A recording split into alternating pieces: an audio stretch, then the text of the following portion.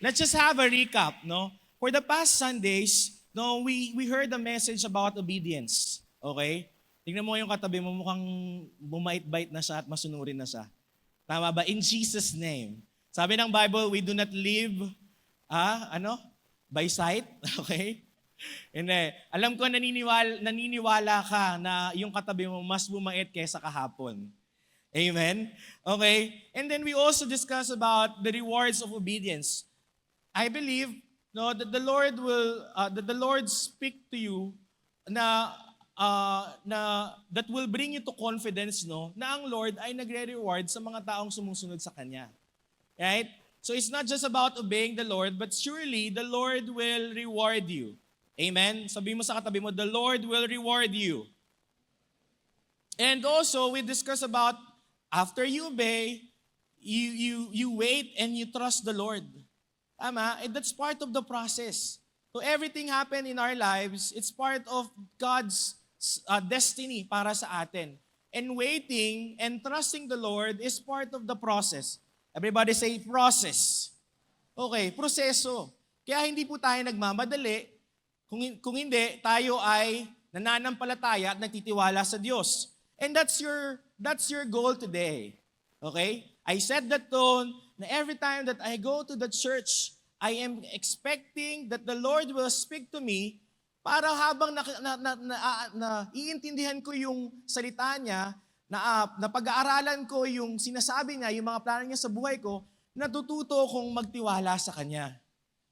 Actually, one of my main goal in going to the church is that to increase my faith. Kasi alam ko, there's a lot of obstacle that I will be facing each day. Araw-araw meron kang kakaharapin na problema, challenges, uncontrollable situations, but ibig sabihin ba nun, we will remain defeated? Ibig sabihin ba natin, hayaan na lang natin yon? Hindi. Okay, God created you to overcome. Sabi mo sa katabi mo, God created you to overcome. Parang pahina ng pahina, no? Para po kasi hindi matulog yung katabi mo. Right? And the last Sunday, we discussed about the heart of God. Okay, sino po dito yung na-bless last Sunday? Okay, importance of worship, Word of God, yung hunger to the Word. Okay, lahat po yun. It's about the heart of God. And actually, in connection to that, these are the verses that strike to me last Sunday. Sabi ng Bible, sa Matthew chapter 22, verse 37 to 39, sabi po dito, verse 37, Jesus replied, love the Lord your God with all your heart, with all your soul, and with all your mind. Okay, next verse. 38. This is the first and greatest commandment. Imagine, sabi ng Bible, the first and the greatest commandment is love the Lord with all of our heart, with all of our soul, and with all of our mind. Okay, hindi lang puso, hindi lang kaluluwa, pero yung isip natin. Okay, sabi ng verse 39, and the second is like it. Love your neighbor as yourself. So this is the greatest commandment, and I believe, lahat tayo must learn this word to our hearts. But we do not just settle to our hearts. Kasi ang concern ni Lord na hindi lang yung puso't kaluluwa natin, pero isip. Okay? Again, harapin mo yung katabi mo, sabi mo sa kanya, isip. Very essential, It's very essential for us to have a good state of mind. For us to move forward. For us to fulfill the plan of God sa life natin, kailangan natin ng tamang pag-iisip. Tama? Tama po ba? Amen. Diba? It's correct to know and to understand that we need to have the state of mind. Okay? Kaya po, concern si Lord sa ating isip. Okay? Concern si Lord sa ang laman ng ating isip. Ito po sabi po ng Bible, Let's go to this verse. 2 Corinthians chapter 10, verse 5. Sabi dito, we demolish arguments and every pretension that sets itself against the knowledge of God, and we take captive every thought to make it obedient to Christ. I believe, whenever you wanted to obey the Lord, you need to think. Whenever you wanted to understand the heart of God, you need to think. Kung gusto mong maintindihan ang laman ng puso ng Diyos, nag-iisip ka. Kung gusto mong sumunod sa Diyos, nag-iisip ka. Pag nagtitiwala ka sa Diyos, iniisip mo yon. So, importante na maintindihan natin ngayong umaga na to kung gaano ka-importante ang isip. Amen. Tama po ba? Your mind is not just designed to acquire knowledge, but your mind was designed to obey the Lord.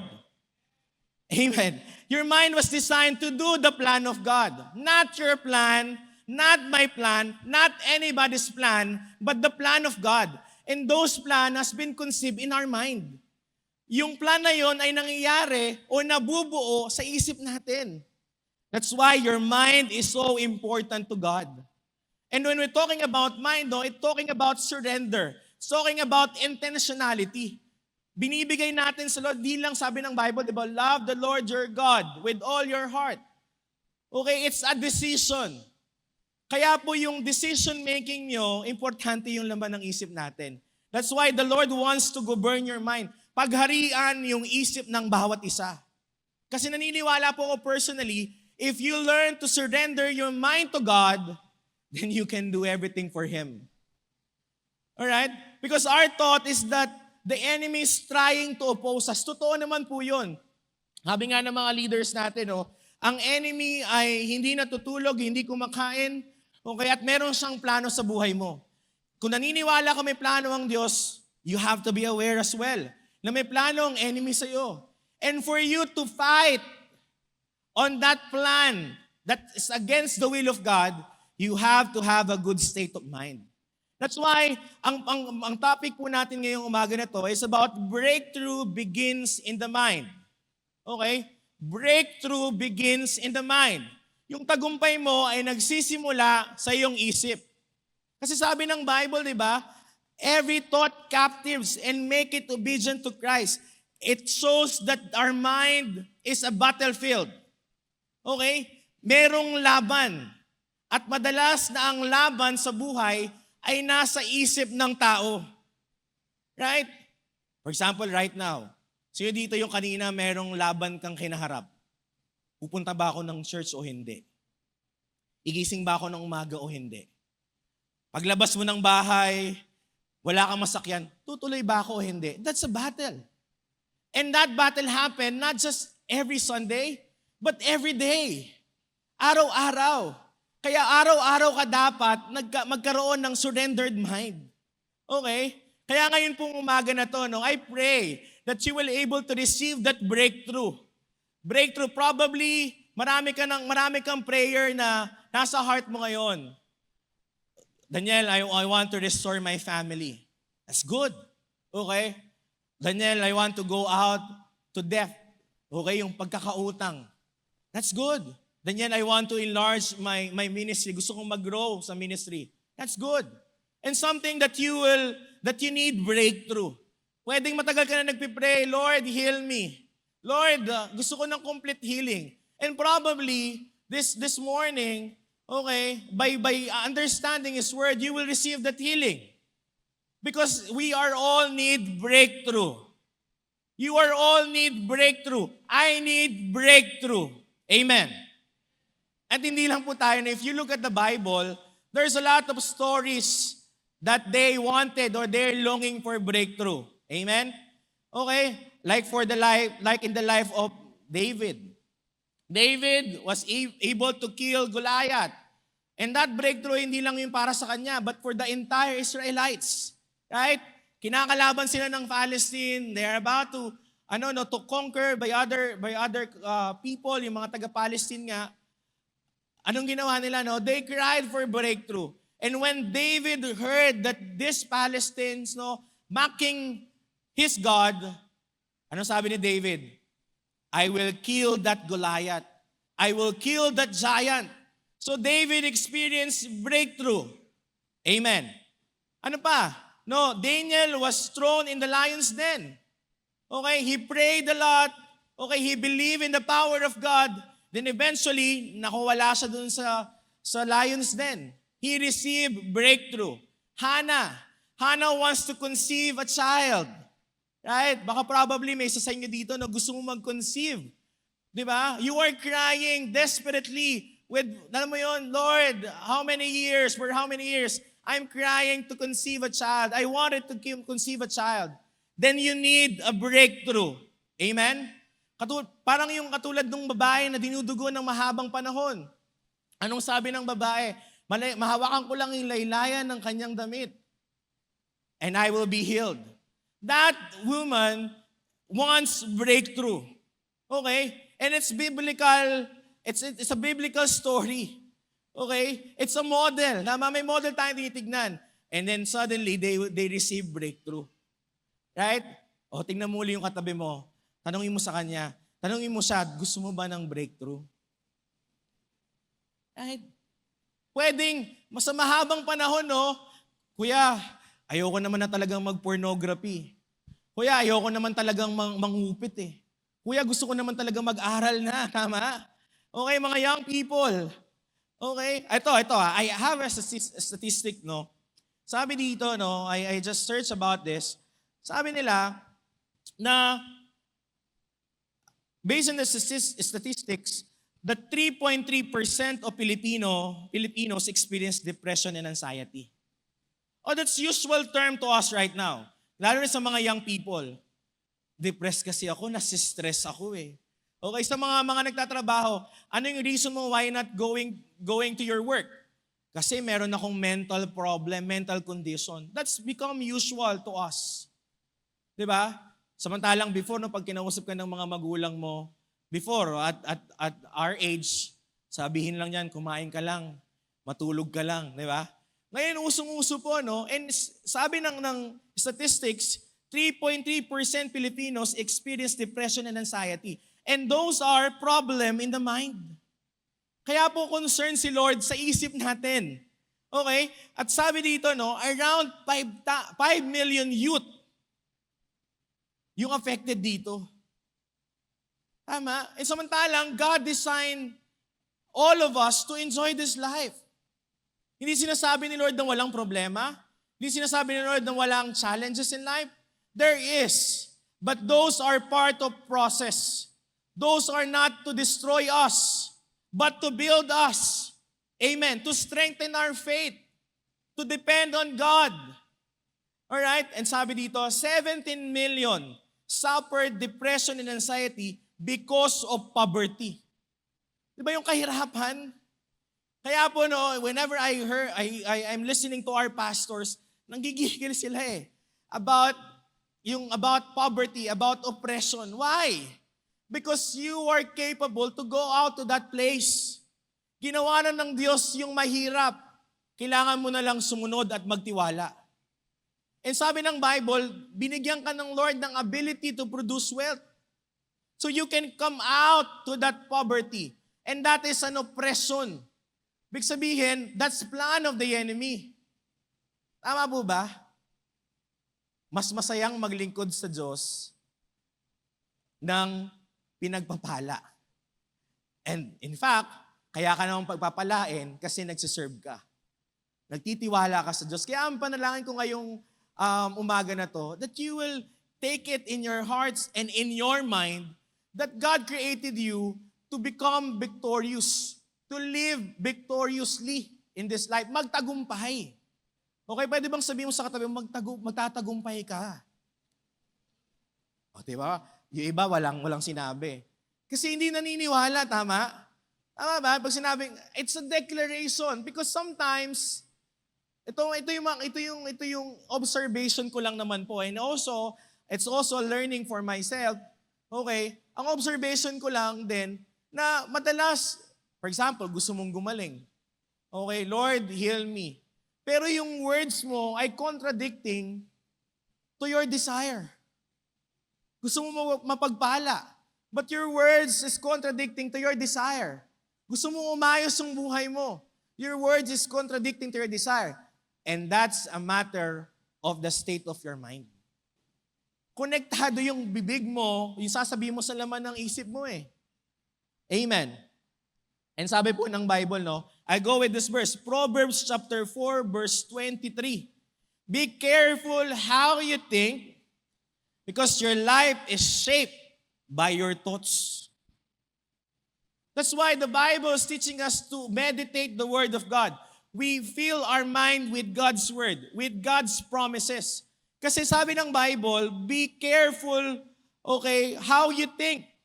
Your life is shaped by your thoughts. Actually, I know you will agree with me with this statement that your mind, my mind, our mind dictates everything. What you think shapes what you feel. And what you feel moves you.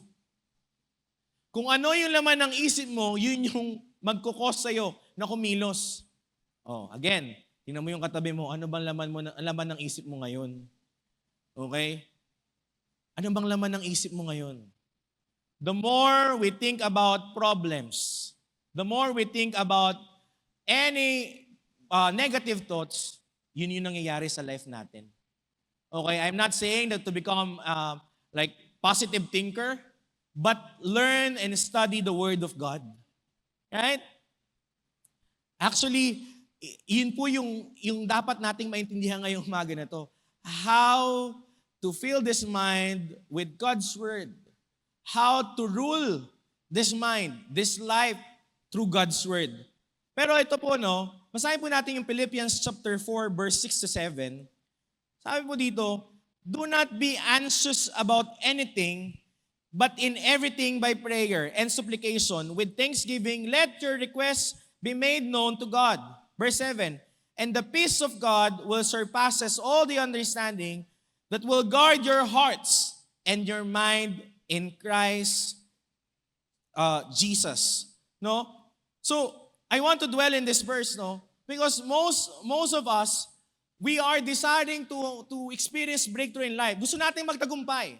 Walang kaso doon.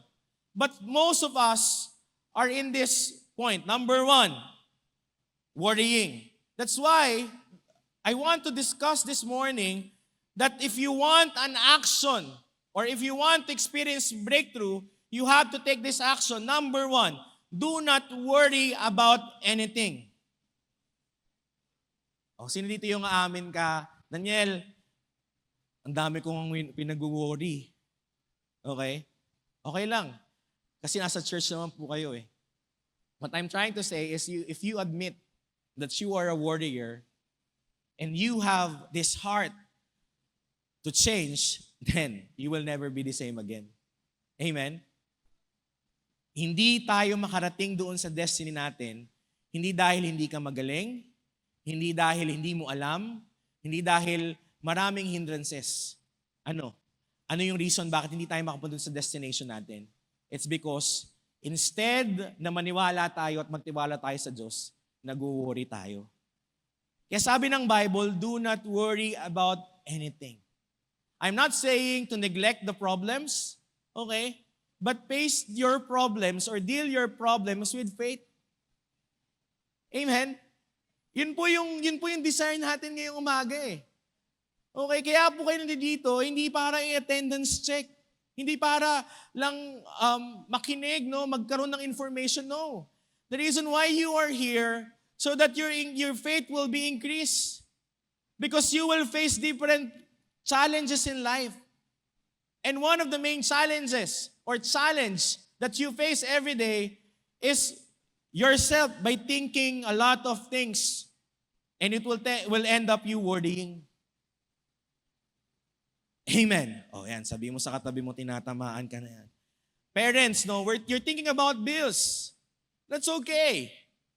But do you have faith that you will able to overcome that situation? Diba? Students, you're thinking about exam. That's part of the process. Tama? Deal with it. Mag-aral ka ng mabuti. At sigurado, papasa ka. Tingnan mo yung katabi mong estudyante, papasa ka, mag-aral ka lang mabuti. And ang ginagawa kasi ng mga students nag-aaral yung katabi para pumasa siya. Yun. Tama? Sabihin mo sa katabi mong estudyante, alam kong hindi ikaw yun. Pwedeng dati ikaw yun, di ba? Alam nyo, worry doesn't help us a lot. Okay? At ito pa yung matindi. Worrying will slow down your journey. Tama? Yung pag-aalala mo, nagsislow down yun dun sa journey o yung papupuntahan mo. And God set, again, a destiny for you. He has that plan for you. His plan is to prosper you, not to harm you, but you have a great future. But because you worry, what happened? Bumabagal. And ending up, na-realize ko lang din, everything starts in worrying. Nag-worry ka, then it will turn out to fear. Yung worries mo, nag-level up, naging takot. Tama? Kaya maraming ngayon, mga tao, takot sila sa maraming bagay. Like for example, nagkaroon ng ilang beses na lindol. Di ba? Sino dito yung amin ka natakot ka? Paano na ako? Paano na yung mga anak ko? You cannot control the earthquake, but you can control your response. Tama? Hindi mo makokontrol yung earthquake. Sino dito yung kayang kumontrol ng earthquake? Bagyo.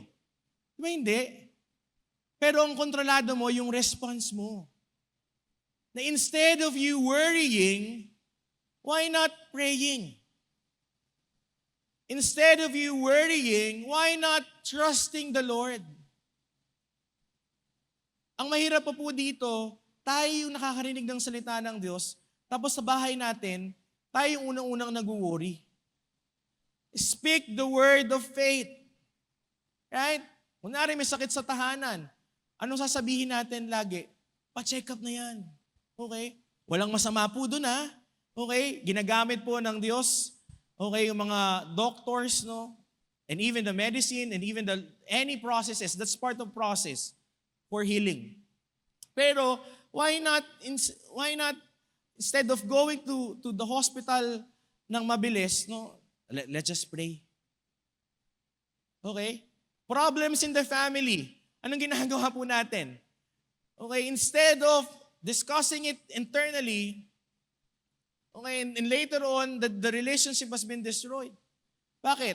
Kasi madalas nga po sa tahanan ng problema, pera. Because most of the people are worrying about earning money.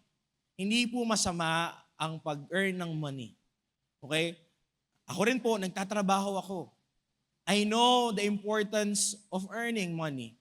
But, kilala ko rin yung Diyos ko na siya ang nagpo-provide sa akin. Amen? So kaya, yung worries po, kills our dreams. Ang worries in life, no? Para sa yung sinasakal niya yung buto na tinanim mo. And if we are worrying most of the time, then mas malaki po yung chance na walang mangyari sa atin. Alam mo, sabi nga po, worrying cannot change the past, nor your future, but waste your moment. It will just waste your moment. Okay? Everything is a process, katulad ng sinabi ko kanina. And the Lord wants you to enjoy the process. Okay? Hindi ko po sinasabing madali, masaya, tama? Pero ang sinabi ko, proseso. And if you have that correct mindset, Lord, you are just letting me experience this process. Kasi pinapagaling mo ko, pinapaayos mo ko, binibigyan mo ko ng magandang storya. Then, instead of worrying, what? You're going to pray. And ito rin, madalas, kaya tayo nag-worry kasi nagmamadali tayo. Sino dito yung nagmamadali? Baka maiwan ako nung jeep. Bakit? Kasi madalas tayo nagmamadali. Sino dito yung aamin ka? Daniel, madalas ako nagmamadali. Mamadali sa maraming bagay. And then ending up, kasi sabi ng Bible, we have to live by faith. And that faith, okay, yung pananampalataya na yun, ay ginagamit natin araw-araw. Sabi mo sa katabi mo, araw-araw. Ano yung number 1? Do not worry about anything.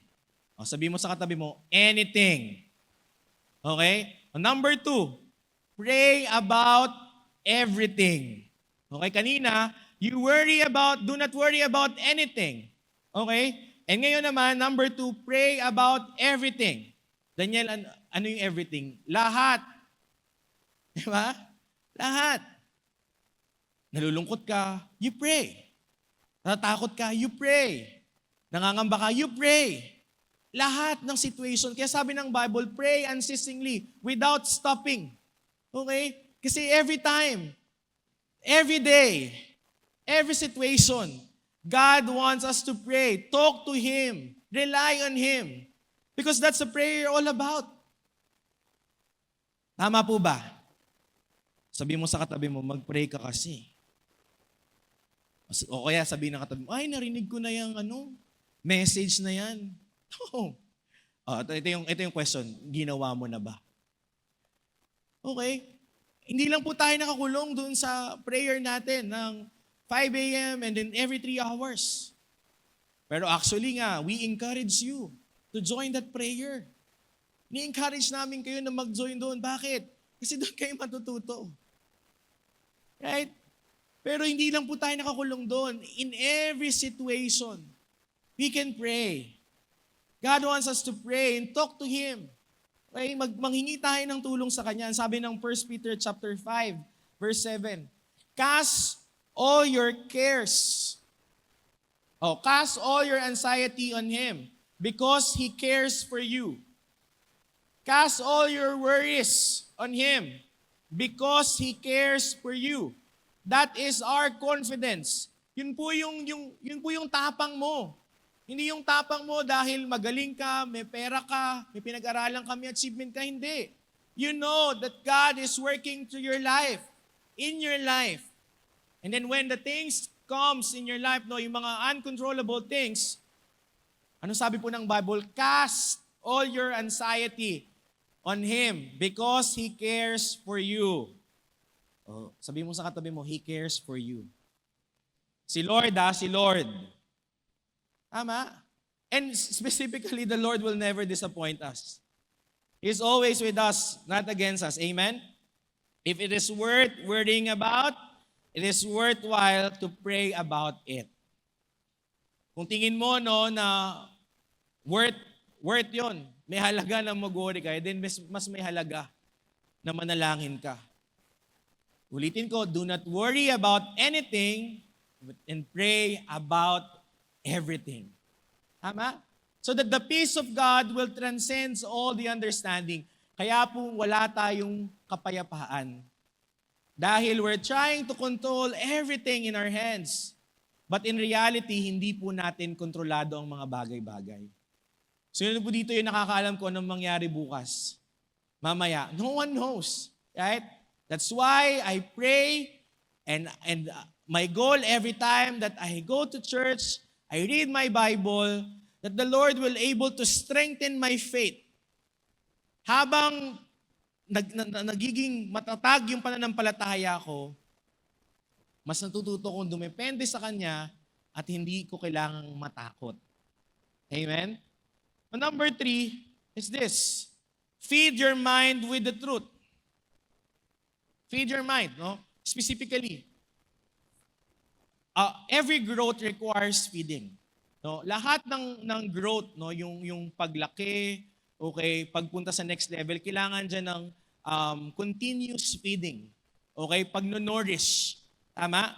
Because every level of our lives requires every growth. Tama? Bago ka pumunta sa next level, kailangan mo ng specific growth. Pero tandaan natin na bago kang mag-grow, kailangan mo muna ng continuously feeding. Right? Kunyari sa eskwelahan, kailangan mo mag-aral. Okay? Sa life natin, kailangan mo kumain. Right? Sino dito yung kumakain ng more than 3 times a day? Okay? Sinik yata. Hindi. Ibig sabihin, essential sa atin yung feeding. Right? As a living organism, it's essential that we are being fed. Kailangan napapakain tayo, especially in our mind.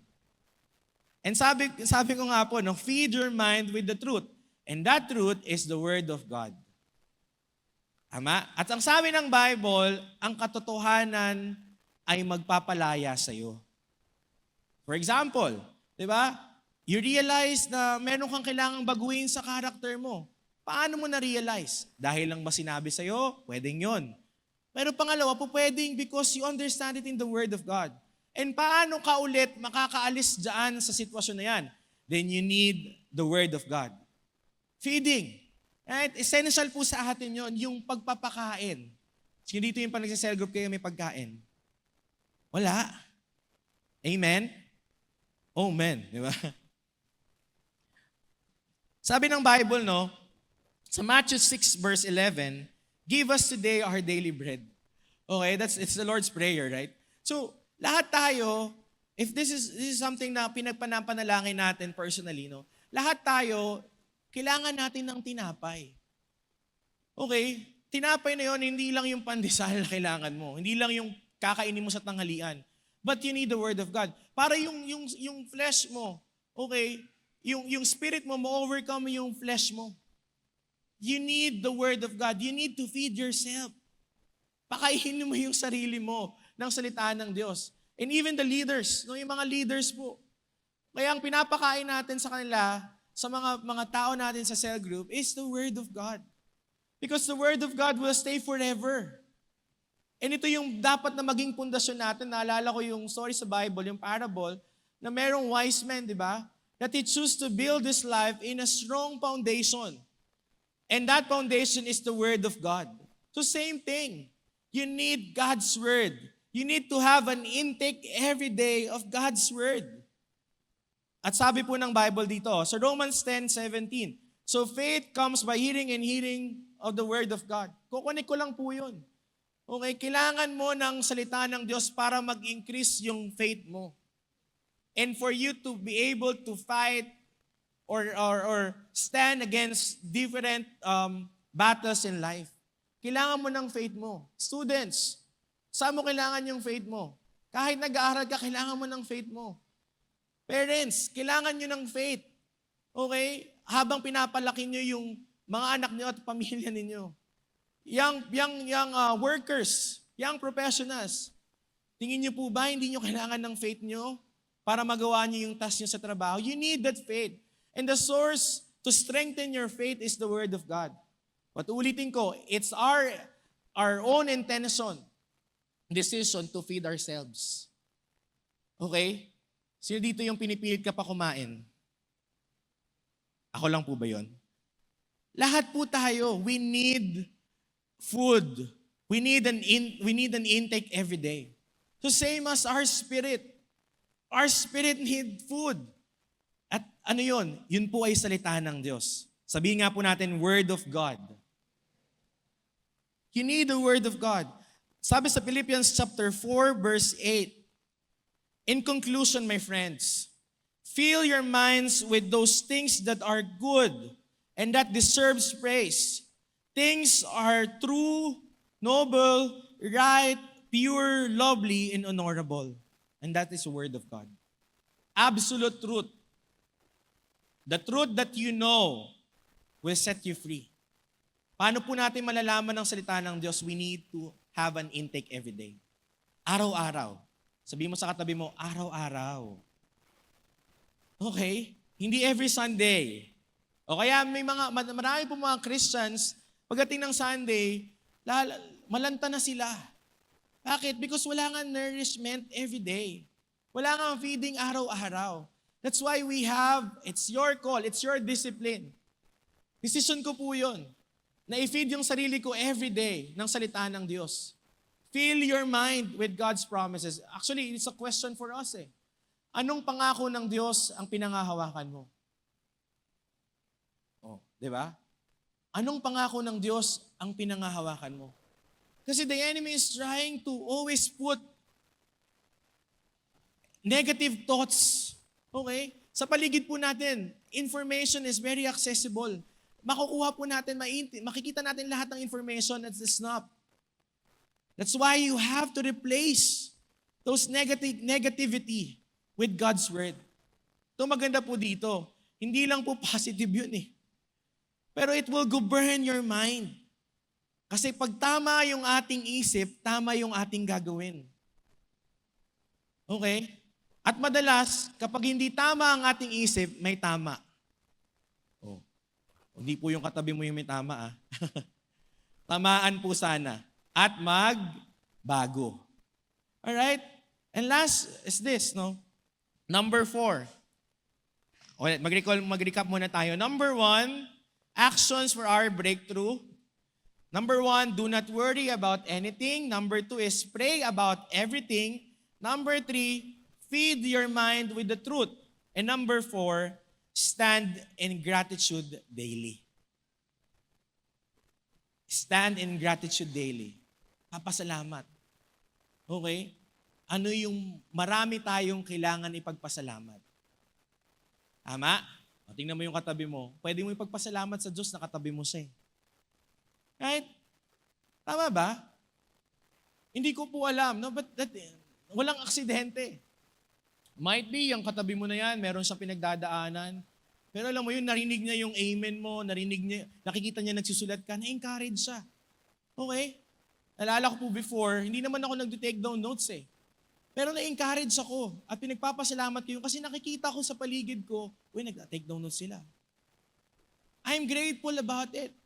And mostly po kasi sa atin, ang pinagpapasalamat natin yung malalaking bagay lang. Yung pag umulan ng apoy, ganun ba yun? Pag nahati yung dagat, saka ka lang papasalamat. No. Every step of the way. Every small things. Maliliit na bagay. Maraming ginagawa ang Diyos sa buhay mo. Amen. Pwede mong palapakan natin si Lord? And try to meditate that. Maraming ginagawa ang Diyos sa buhay ko. Pwede bang tumayo tayong lahat? As we end, no? And try to think about this. Ano yung mga bagay na pinagpapasalamat mo sa Diyos? You need breakthrough, right? Sino dito yung kailangan ng breakthrough? Amen? Okay? Again, breakthrough not just in material things, no? Possessions, achievements. But God is concerned about what's inside of us. Kaya po kung babalik tayo dun sa verse sa Matthew chapter 22, verse 37, that we have to love the Lord with all of our heart, soul, and mind. That's inward. Sa loob po natin yon. All things, possessions, material things that we desire, no? Okay? Outside of it, ano yon?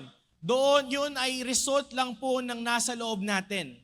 Kaya po ang gusto ng Diyos, mabago yung kalooban natin. Mabago yung takbo ng isip natin.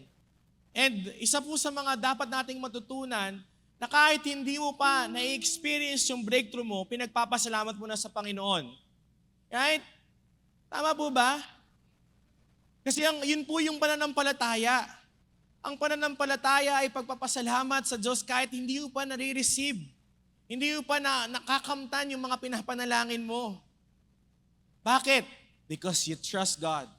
Because you know that my God has a full control. Si Lord ang may control ng lahat ng bagay, hindi ako. And that's why you will end up what? Trusting the Lord, hindi ka na mag-worry. Pero, yun nga, no? Come to think of it right now. Ano yung mga bagay na pinagpapasalamat mo sa Diyos? Come on. In a few minutes, you have to think about it. Kasi kung palilistahin po tayo ng problema natin, malamang mapuno natin yung isang pad paper or more. Right? Ano yung mga worries mo sa life? Malamang ang dami niya, no? Pero what if, ilista po natin yung mga bagay na pinagpapasalamat natin sa Diyos? Ano po malilista natin? Well, because, you know what? Gratitude is the breakthrough attitude. You want breakthrough in life? Then be thankful of all things you have. Right? Lahat. Sino dito yung thankful ka sa family mo? In spite of lack, Lord, I'm thankful. Because I know that in our condition, may kakulangan, pero alam ko po magpo-provide ka. How about healing? Sometimes, kino-question na natin si Lord, Lord, ba't ang tagal? No, you do not, huwag kang magmadali. Kailangan mo magtiwala. Na habang nagtitiwala ka, nagpapasalamat ka, Lord, pwedeng hindi ngayon, pwedeng mamaya, pwedeng bukas, pwedeng sa isang araw. Kaya pinagpapasalamat ko po sa inyo, Panginoon. Right? About your future. Things are uncertain to us, but you believe in God's Word. Sabi ng Bible, for He know, alam ng Diyos kung ano yung plano niya para sa'yo. Then you have to be thankful about it. Sa career, parang di pa ako napopromote eh. No. There's always a process. Alam niyo po, ang Diyos ang nag-honor ng hearts natin. Bakit ka mapopromote? Hindi dahil sinabi ng boss mo. Pero dahil inalaw ng Diyos. Bakit? Because Lord, habang wala pa yung promotion, pag-iigihan ko, sisipagan ko, Lord, at gagawin ko yung kalooban mo sa aming trabaho. Right? That's how you trust God. That's how you believe that God can give you breakthrough by walking in faith every day and with thanksgiving. Lord, yung mga pamilya ko hindi pa nag-church eh. You going to stop? Titigil ka ba? No. Ini-invite ko, hindi pa dumarating eh, Lord. That could be your breakthrough. Not today, but tomorrow, next Sunday, next week. Hindi porket hindi nangyari ngayon, wala na. Ang tanong, yung puso ba natin, yung isip ba natin, handa magpasalamat sa Diyos? Young people. Marami kasi ako nakikitang young people dito. About your career, about your future, studies. Nagpapasalamat mo ba yung 10 piso na meron ka? O nagre-reklamo ka? Actually, kalaban ng Diyos yung reklamador. Basahin niyo po sa Exodus. Because of them grumbling, na-delay po sila papunta dun sa promised land. Kaya instead of grumbling, why we don't, Lord, pwedeng hindi pa ngayon. Lord, magtitiwala ako sa iyo at pinagpapasalamat ko sa iyo lahat ng mga bagay na to. Kung ano yung meron ka. Hindi yung kung ano yung wala ka pa. Kasi madalas ganun po tayo nagkukwenta eh. No? Nakabase yung pagpapasalamat natin sa Diyos doon sa mga bagay na wala tayo. Ngayon, God wants to renew your mind. Again, ulitin ko po, sino po dito yung gusto ng breakthrough? Come on, again. Who wants breakthrough in life? And if you want a breakthrough in life, come on, let's move here in front. I encourage you to go in front as a step of faith. Come on, huwag kayo mahiya. If you see yourselves, Lord, I need breakthrough, gusto ko nang gumaling. Maybe today. Go in front. Maybe sin. Lord, gusto ko na maalis yung pagkakasala na to no? It's about time. You will receive breakthrough. Come on, sige.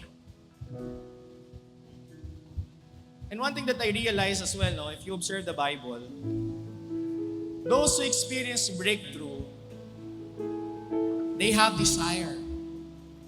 Kaya ang panalangin ko ngayon, umaga na to, that as you come in front, i-build ng Lord yung desire sa puso ninyo. Lord, I need breakthrough. Katulad nga ni Hannah, no? Sabi ng Bible, this in detail, sinabi ng Bible, she cried desperately. Right? She cried desperately. Meron siyang desire. And why don't you have that, why don't you pray that prayer right now? Lord, I want that breakthrough. Restoration to your family. Healing. Pwedeng hindi lang physical healing, pero yung kaluluwa natin. Right? You have that to build that desire. Desire. Lord, alam ko ikaw lang makakatulong sa akin. Kind of heart. And the Lord wants to speak to you. Actually, He's speaking to you right now. Pray that prayer in your hearts. Lord, you are all what we need. Because you are the God of breakthrough. Yung babaeng dinudugo ng mahabang panahon, anong ginawa niya? Sabi niya, kahit mahawakan ko lang yung laylayan ng damit niya, alam ko gagaling ako. Same thing right now. Gusto mo ma-experience yung breakthrough na yan? Why don't you have that prayer, Lord? I know. Alam ko na ang Diyos ko ang may kontrol ng lahat ng bagay. Kapag sinabi niya, mangyayari. Ngayong umaga, let's have that desire, Lord. I want that breakthrough. I want that breakthrough in my life. And if you're going to observe the Bible, hindi lang nila din-desire. They step out to His feet, and then what's important thing is they encounter Jesus. When they encounter Jesus, doon sila nagkaroon ng breakthrough. Tama? Kaya po, pagpunta niyo dito sa unahan, even you're just staying in front, in your seats right now, I pray that you will able to encounter God right now. Kung ano man yung mga kondisyon nyo ngayong oras na to, I pray that you will encounter the Lord right now. He is our healer. He is our provider. He is a Prince of Peace. Siya nagbibigay ng kapayapaan. Right? He is the maker and the author of this life. He knows His plan for you. Maybe you don't know, even in yourself, na hindi mo alam yung plano, pero merong Diyos na may alam ng plano ng buhay mo. Right? Pwedeng naguguluhan ka, but He is a God of clarity. He make things clear to us. He is not a God of confusion. He is a God of clarity. Kung naguguluhan ka ngayon, God will show His power to you because He is a God of clarity. Kung nadidiliman ka ngayon, Daniel, medyo madilim yung paligid medyo madilim yung kondisyon ko ngayon. Parang wala akong magawa. He is a God of light. Amen? And why don't we raise our hands towards heaven? Come on, taas natin yung kamay natin sa Panginoon as a sign of surrender. Come on, pour out your hearts to the Lord. Lord, I surrender everything to you. Lord, I need that breakthrough. And the only thing that I can do, Lord, right now, is to surrender everything to you, Lord.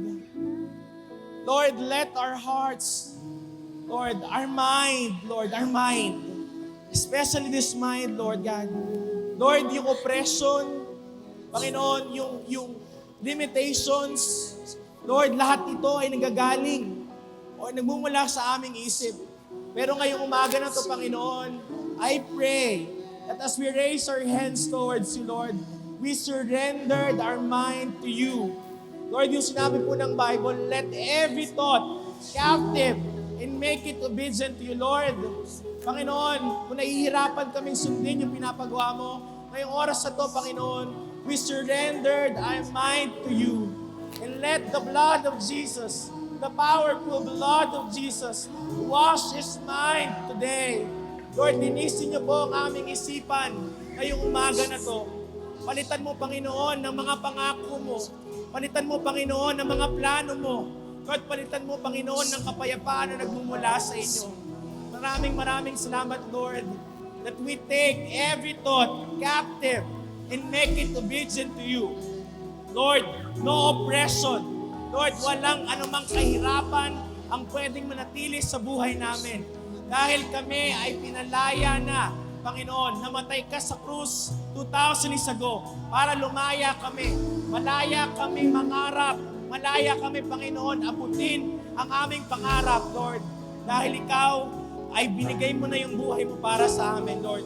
Maraming salamat, Panginoon, that today, Lord, we receive that breakthrough. Come on, receive that breakthrough. Receive that breakthrough, Lord. Renew our mind today. Renew our mind today. Holy Spirit, salamat po. At Lord, you will speak that dreams in our mind, Lord.